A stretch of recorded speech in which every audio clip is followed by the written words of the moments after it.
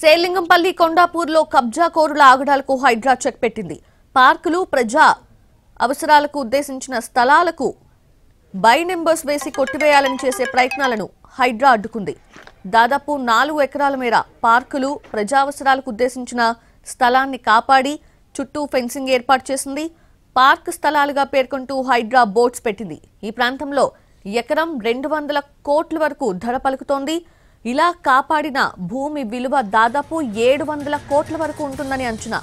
కొండాపూర్ విలేజ్లో 57.20 ఎకరాల విస్తీర్ణంలో 627 ప్లాట్లతో శ్రీ వెంకటేశ్వర హెచ్ఏఎల్ కాలనీని 1980లో ఏర్పాటు చేశారు. 1.20 ఎకరాల చొప్పున 2 పార్కులు, 2 ఎకరాల పరిధిలో మరో పార్కుతో పాటు 1000 గజాల మేర ప్రజా అవసరాలకు స్థలాలను కేటాయించారు. ఆ స్థలాలు ఇప్పుడు ఆక్రమణకి గురయ్యాయి. పార్కులను బై నెంబర్స్ ద్వారా ప్లాట్స్ గా మార్చేసి అమ్మేశారు. ఇదే విషయమై దశాబ్దాలుగా పోరాడుతున్న హెచ్ఏఎల్ రెసిడెంట్స్ వెల్ఫేర్ అసోసియేషన్ ప్రతినిధులు హైడ్రాను ఆశ్రయించారు. హైడ్రా ప్రజావాణిలో సంబంధిత డాక్యుమెంట్స్ తో ఫిర్యాదు చేశారు. ఆ కంప్లైంట్ ఆధారంగా హైడ్రా అధికారులు క్షేత్రస్థాయిలో పరిశీలించారు. పార్కులు ప్లాట్స్ గా మారినట్లు హైడ్రా అధికారులు గుర్తించారు. పార్కులతో పాటు ప్రజా అవసరాలకు ఉద్దేశించిన స్థలాలను కాపాడాలని హైకోర్టు కూడా సూచించింది. హైడ్రా ఈ దిశగా అడుగులు వేసి కోట్ల విలువైన ప్రాపర్టీని కాపాడింది.